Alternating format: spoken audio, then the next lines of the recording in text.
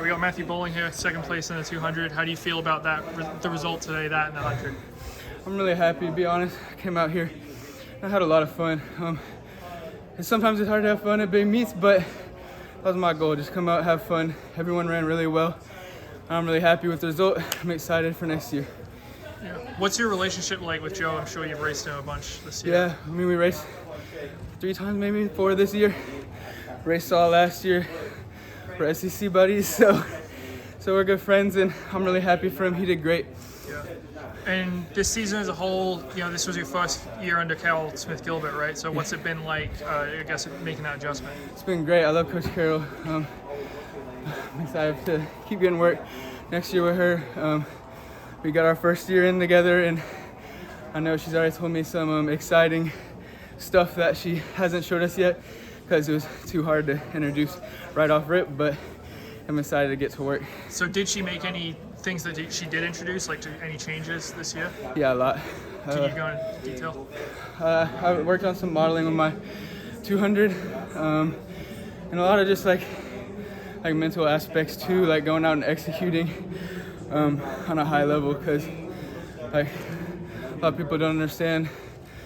It's easy to run by yourself, but when you get a whole field together and just focusing on executing, it takes a lot of maturity.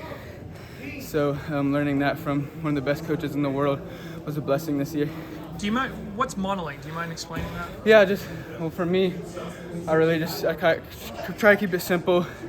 Run the first 60 of the curve, and then not relax, but maintain for 30, and then attack at the 4x1, near the 4x1 zone. So kind of just focusing on that and executing that. Matthew, to that point, I mean, obviously there's so many different ways that people can construct a great 200, right?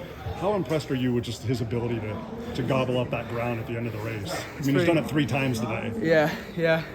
He's a very talented runner. Like I said, we're good friends, so it was exciting to see him do great at this meet.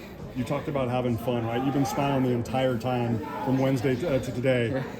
How much of that was like a mental or emotional shift after indoor? Because so much was asked of you for indoor, and you know, and I've watched you long enough to know that you look like it was just weighing that entire time in Birmingham. You just seem to kind of just be approaching it with so much more of calm and peace and a fresh approach this weekend. Yeah, indoor, I really wanted to do all 4 events. I wanted to help out the team. I asked Coach to do it, and I felt like I handled the first day well, and some things didn't go my way the second day, but it was a good experience, and really it taught me to not take moments for granted, because I did at the end of the day after indoor was like, dang, like that wasn't a lot of fun. Like I was at nationals, gotta have fun with it, like no matter what happens, like you only live once. Like I know that's cliche, but this sport is fun, it's competitive, and at the end of the day I just want to be happy with my career and like bring a smile to myself and people watching.